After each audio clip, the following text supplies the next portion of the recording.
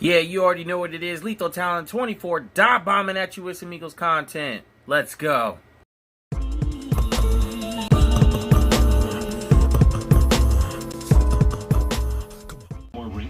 Yeah. That's what I'm talking about, boy. That's what I'm talking about. The Philadelphia Eagles beat the Giants 22-21, and I love the fact that they battled. I love the fact that they didn't quit. I love the fact that we beat the Giants in an NFC East rival game. I love that. But what I'm about to get into, first of all, number 45 of the Giants, I don't know what your name is.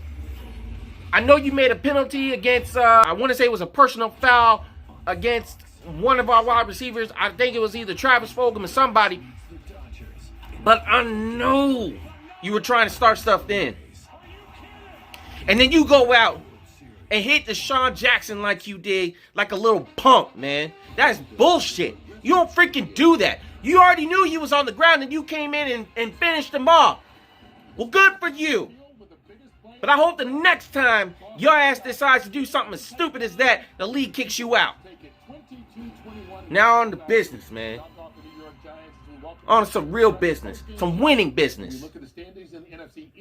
But that Giants team is hurting right now. And I know we are far beyond a winning team, but damn it, we won today.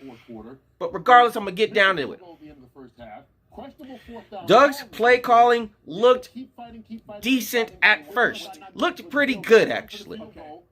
It was looking creative. It was looking like we were doing stuff in the right direction, and then all of a sudden, it just falls off. The offensive line was the key to this game.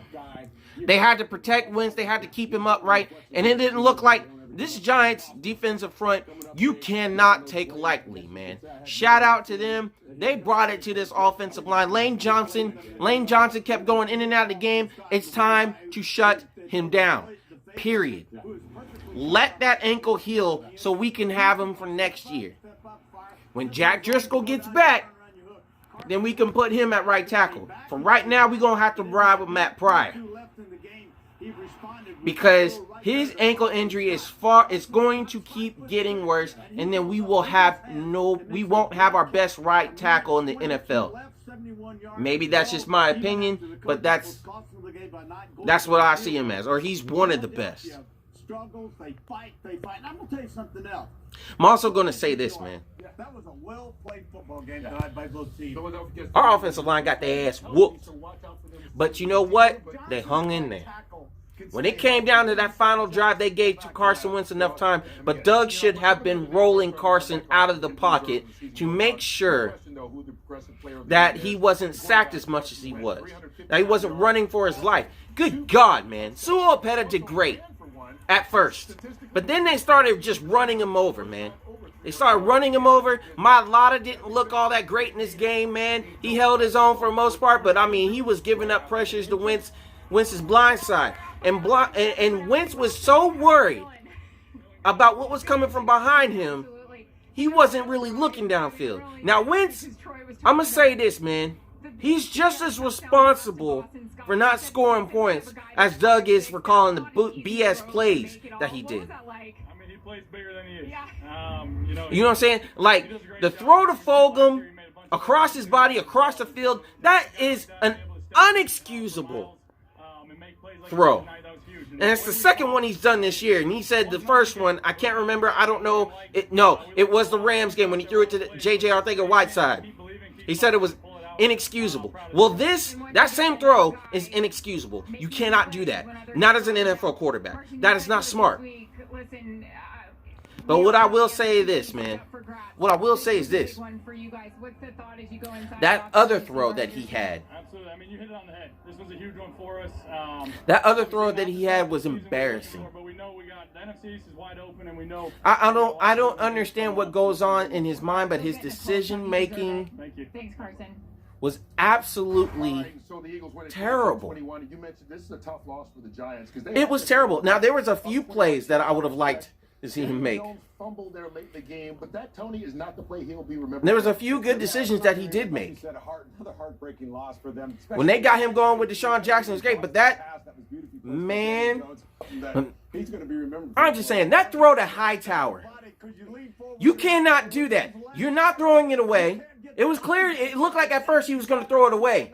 But he throws it to Hightower, trying to make a play. Stop being the heroic quarterback. You cannot win games like that. It is a blessing to beat this team by 1 point. And if we had taken care of the ball like we should have, we took 6 points off the board because of that play and the missed field goal by Jake Elliott, who should not be on this team anymore. Doug doesn't even feel comfortable in putting him out there because he's afraid he might miss it. But then he calls boneheaded ass plays, 2-point conversions. Going out there with a monster stack with Jalen Hurts and running the ball. Have him throw the goddamn ball, please. For once, he's not just a running quarterback. And you're being disrespectful to his skill set when it comes to throwing. I'm just going to call it like it is. I'm going to say it. I'm going to call it like it is. You don't do that. Wentz, when it came down to it, he made the play. He threw it to Boston Scott, who freaking owns. New York gets owned by Boston in every fashion of sports, apparently. Whether it's New England, whether it's the Boston Red Sox, whether it's Boston Scott or the Philadelphia Eagles, baby. Got owned. Great catch by Boston Scott. I said that they were going to have to use Scott outside of running. He did pretty well with running, rushing attack, but mostly they were going to have to use it in the passing game, and it showed there. That's what you needed to do all game. Wentz tried to check it down, but even he didn't have enough time to do that, and that is sad. This offensive line, it needs to get better. People need to get healthy, but we can't focus on that right now because injuries can't be helped, right? It can't be helped. And I'm sitting here just wondering, man. Wondering when we gonna get rid of this curse. Wondering, like, where does it end? Where does it end, man?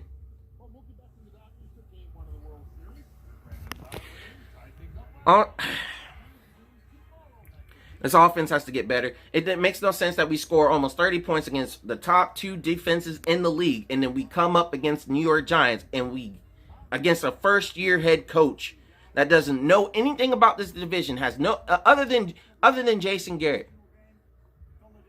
They don't know us. He doesn't know us. He doesn't know our tendencies or anything like that. We should have been able to score and keep bombing on, but nope. There should have been at least one deep pass to DeSean Jackson, which Carson Wentz missed, by the way. Now, as far as the offense goes, I'm happy they were able to move the ball in certain situations, but for the most part, man, I mean, we can't, even if it's a division rival, we cannot come out like that. Cannot. There were key drops. DeSean had one of them, but I mean, that was good coverage on by a cornerback. Fulgham, that play there was a corner route to Fulgham that I think they should have tried, but they went to DeSean Jackson on that play, man. And I think if he had more time, he would have tried. But that ball was clearly, DeSean Jackson was obviously the first read on Carson's progression there. So, I mean, it just wasn't there for him. But I think that if he had gotten to that second, that would have been a touchdown. If he had gotten to that second read. Now, moving on to the defense, man. The defense, I mean, for the most part, they were playing well. You know what I'm saying? But Slay, Jalen Mills got that interception. Cool. You know what I'm saying? We were able to stop their rushing game. Like I said, man, make Daniel Jones throw the ball. He threw the ball. I mean, he was pretty decent. If he had been better, if he protected the ball, we probably lose this game. But I'm glad we didn't, man. Nickel Roby-Coleman, I'm a call out on him. He is terrible at tackling one-on-one. He's just terrible. He's good in coverage, but he's not good in tackling. He's a liability on the field, and I can't stand him on the field. Nate Gary, still, I mean, he's back in zone coverage. He drops back. He goes along. There's a receiver that's already covered. I want to say it was Tate or somebody in the slot as a slot receiver for the Giants.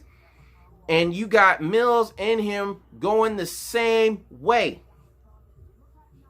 And that left, no, I think it was Gallman actually. Gallman came out of the backfield, caught the, went in the middle field, caught the ball, and then ran it for a touchdown because Gary went out of position. He was fooled by the eyes of Daniel Jones.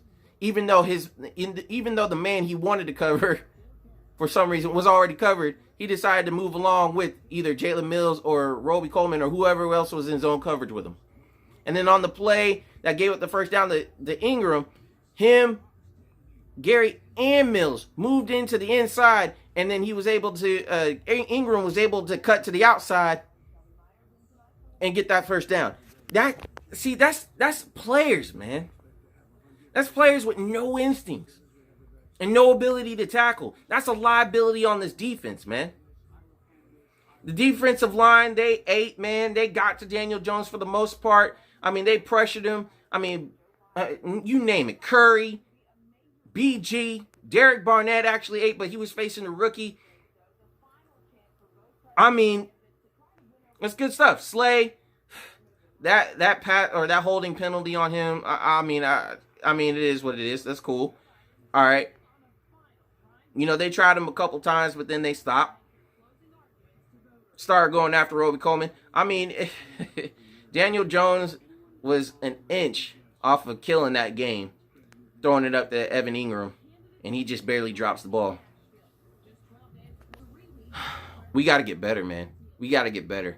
Our pass rush is good, but, I mean, middle linebacker and up, man, it's not. Singleton, I love Singleton, man. That play that he had, he ran through the running back, and the running back had a holding penalty. And that man, he ran him over and got to Daniel Jones, and I can do nothing but appreciate that. Alex Singleton's my dude. I've heard one of the YouTubers say that he wasn't good. I mean, this dude, I always thought that he played with some kind of tenacity that you just want in a linebacker, and I appreciate that. I never doubted this dude for a second, because I liked what I saw. I think it was 2018 or 2019 in preseason from him.